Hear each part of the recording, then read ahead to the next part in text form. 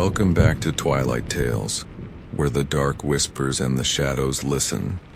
If you're new here, hit that like button, subscribe, and share this tale with someone who thinks they're brave.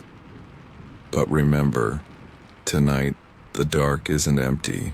It's watching. The town of El Calo had one rule, unspoken but followed religiously. Never walk alone after midnight. It wasn't the kind of place you'd find on a map unless you were lost or desperate. The locals didn't talk much, especially not to outsiders, and certainly not about what came out after the moon reached its peak. But 19-year-old Casey Turner didn't believe in ghost stories, and she sure as hell didn't believe in rules made out of fear. She was new in town. Her mom had inherited an old cottage from a distant relative, a place she never knew existed until the lawyer's letter arrived. They packed up and moved from the city, thinking it'd be a fresh start. Peaceful, quiet, but peace has a price, and quiet is never truly silent. The first night in the cottage, Casey noticed it. The shadow under the hallway light didn't quite match the angle of her own. It lagged behind like it was watching her. She brushed it off as exhaustion. Maybe the long drive. Maybe the flickering bulb. The second night, she heard footsteps. Not heavy, deliberate ones. No, these were soft, like bare feet brushing over cold wood. She stood in the hallway, holding her breath, listening. The steps would stop when she focused, start again when she turned her head.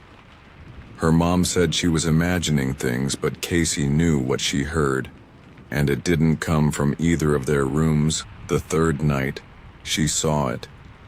She was staring at herself in the bathroom mirror, brushing her teeth, when something in the reflection moved. Not her, not her mom. Behind her, a shadow, tall, thin, walking across the hallway. No body, no features, just pure black, like someone had cut a figure out of the world and let darkness bleed through. When she turned around, there was nothing there. No creak of floorboards, no breeze, just silence. She began asking around. The store clerk at the gas station looked up when she mentioned weird things at night. His face turned pale. "You live in that old cottage on Wren Road?" "Yeah." "Why?" He didn't answer, just handed her change with shaking hands and turned away. She asked the librarian next. An old woman with silver hair and eyes that darted to the windows every few seconds. "You need to leave before the moon is full," the woman whispered. "They walk then." "Who?" She didn't reply, just crossed herself and shuffled away. Casey thought they were crazy, superstitious, backwards, until the fourth night. The sky was overcast. The town had no streetlights, just the cold moonlight. When the clouds parted and the shadows longer than they should be, her mom was out working a night shift. Casey was alone. At 12:03 a.m. the power went out. No warning, no flickering, just total suffocating black. She lit her phone flashlight, but it barely cut through the thick darkness.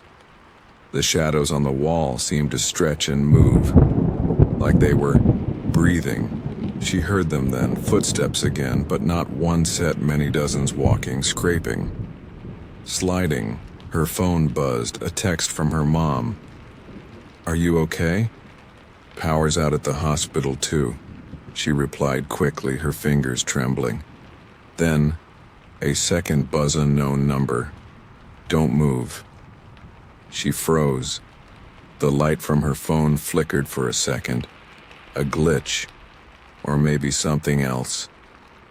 She turned slowly. The hallway behind her was darker than it should have been. A shadow was standing there, not moving, just there, like a hole in the shape of a man. Then another appeared. And another. She ran downstairs, through the kitchen. Every window showed the same thing. Shadows outside, pressing against the glass, waiting, not breaking in, just waiting, like they wanted her to come out. She locked every door, every window, hid in the basement, sat in the cold, damp dark, her phone pressed to her chest, light off. The air down there was thicker, heavy, like it was filled with smoke, but there was no fire. Just dust and the feeling of being watched. A faint sound came from the corner, not footsteps. A whisper of voice, ragged, barely audible. Casey. She held her breath. Then again, closer. Let me in. Her phone vibrated again, unknown number. Don't speak to. It's not your mother. Her heart stopped. She hadn't said anything about her mom. The whisper came again, louder. Sweetie, it's me. I forgot my keys. Please open the door. Casey shut her eyes, covered her ears, but she could still hear it, like it was inside her head now. She stayed in the basement until the first light of dawn crept through the small window near the ceiling. The whispering stopped. The footsteps faded. The shadow near the corner slithered back into the wall, like smoke retreating into cracks. She didn't speak about it to her mom, didn't speak at all for 2 days, but curiosity is poison, and Casey had to know. She went to the library again. The old woman was waiting, almost like she knew Casey would return. They walk only at night, she said. They wear the shapes of shadows, pretend to be your voice, your reflection. But they are not you, and once you look too long, once you acknowledge them, they follow. Casey whispered, "What do they want?" To be real, she thought the woman was being dramatic, until she started seeing her own reflection doing things she didn't blink when. She didn't blink. A smirk when she frowned. A wave when her hands were still. One night, it spoke. Not out loud. Not with lips. Just inside her. We are not from the dark. The dark is from us. She stopped looking in mirrors, covered them all, taped the windows. It didn't help at 2:14 a.m., her phone screen lit up. Video call unknown, she declined. Again. And again. It called 6 times. On the 7th, she answered. The screen showed her bedroom, same wallpaper, same bed. But she wasn't holding the phone.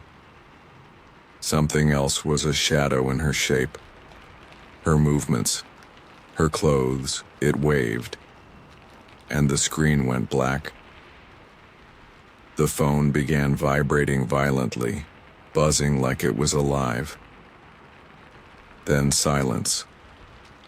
She turned to see her own shadow standing up from the floor, detached, pulled itself into 3 dimensions, hollow eyes, grinning mouth. Then it whispered, "Let's trade places." She screamed, ran outside, barefoot, into the woods.